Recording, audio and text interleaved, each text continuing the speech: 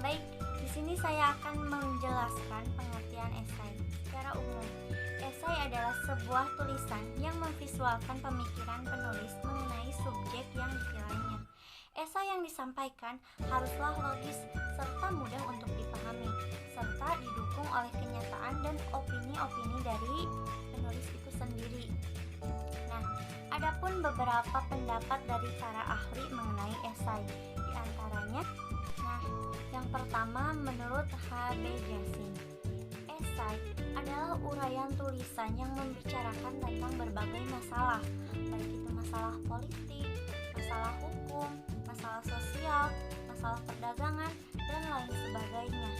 Nah, menurut beliau, esai ini tidak tersusun secara rapi, melainkan ada garis besar yang dapat kita petik dari berbagai tulisan yang disampaikannya. Dan pendapat yang kedua yaitu menurut Sutomo.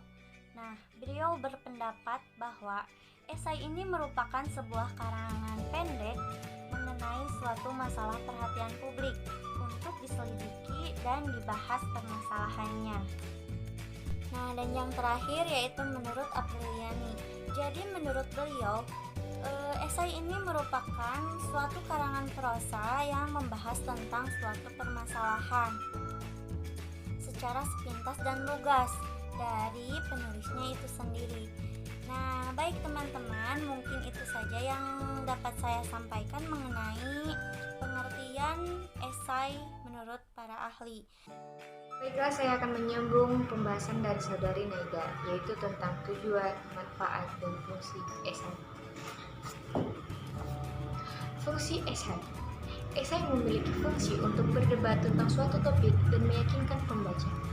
Fungsinya terdiri dalam mempertahankan sudut pandang subjektif dan pribadi tentang suatu objek, politik, sosial, budaya, moral, perilaku, sastra, agama, humanistik, filosofi, dan lain-lain, tanpa formalitas seperti dokumen atau bukti empiris atau deductible yang bersifat ilmiah.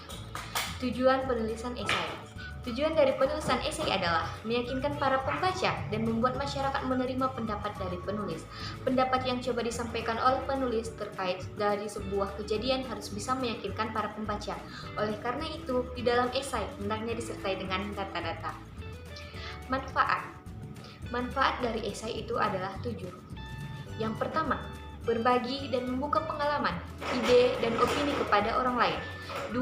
Mengembangkan gagasan-gagasan baru dari sudut pandang yang berbeda. 3. Sebagai jembatan antara pendapat satu dengan pendapat yang lain yang terjadi di masyarakat. 4. Sebagai bahan pertimbangan oleh sebuah pihak dalam mengeluarkan berbagai pendapat. Yang kelima, sebagai penyeimbangan perbedaan antara pendapat agar tidak saling berbenturan. Yang keenam, sebagai solusi baru yang mungkin dapat direalisasikan pada bidangnya. Dan yang ketujuh adalah sebagai alat ukur bagi diri sendiri tentang sejauh mana kemampuan dalam menulis. Terima kasih. Baik, selanjutnya saya akan membahas tentang struktur esai. Struktur esai terbagi menjadi 3 bagian, yaitu pendahuluan, isi atau pembahasan, dan yang terakhir adalah kesimpulan atau penutupan. Yang pertama yaitu pendahuluan. Dalam pendahuluan, kita bisa mengangkat topik atau membahas tema yang akan kita bahas secara keseluruhan dalam esai. Unsur yang terdapat dalam pendahuluan ini yaitu latar belakang dan pendapat pribadi penulis tentang tema yang akan kita bahas di bagian selanjutnya. Pendahuluan ini bisa menjadi pengantar bagi pembaca untuk lebih memahami topik yang akan dibahas, sehingga pembaca bisa memahami isi esai dengan mudah. Selanjutnya yang kedua yaitu isi atau pembahasan.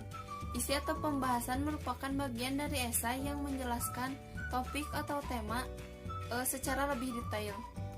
Dalam isi, penulis menjabarkan pendapatnya secara kronologis atau berurut sesuai dengan ide yang tersusun sesuai dengan kerangka.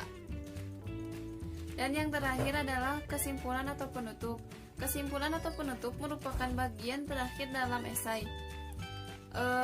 Pada bagian ini biasanya berisi kalimat yang merangkum atau menyimpulkan apa yang dibahas dalam pendahuluan dan pembahasan. Baik, di sini saya akan melanjutkan pembahasan mengenai teknik penulisan esai. Dalam menulis esai akademik, ada beberapa langkah-langkah yang bisa kalian ikuti untuk menghasilkan esai yang baik. Berikut adalah langkah-langkahnya.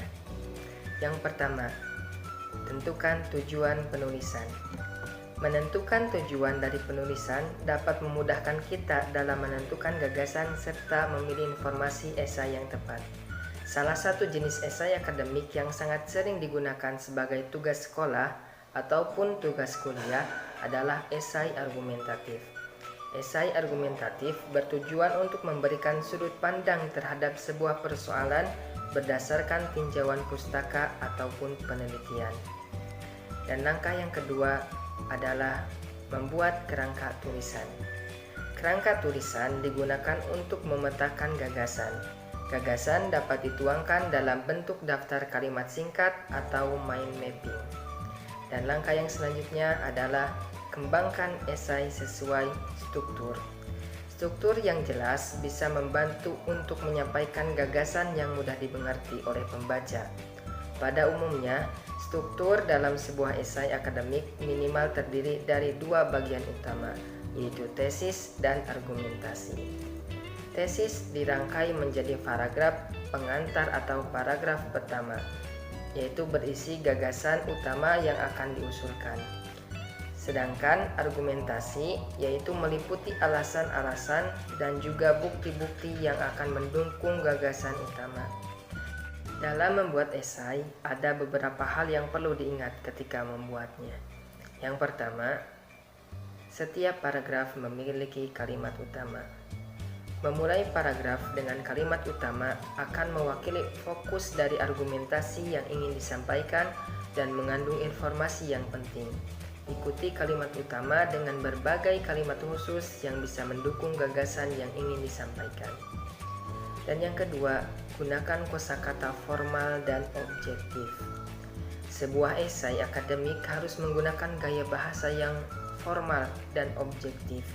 Hindari kata-kata yang informal serta emosional. Hal ini akan mengurangi kualitas dari esai akademik kalian. Dan untuk yang terakhir, yaitu gunakan bukti dan contoh yang efektif. Gunakan bukti untuk mendukung argumentasi dan meyakinkan pembaca. Bukti-bukti ini bisa berupa pernyataan para ahli atau penulis akademik lain yang bisa dikutip dari buku maupun jurnal ilmiah. Perhatikan gaya referensi yang tepat dan juga konsisten.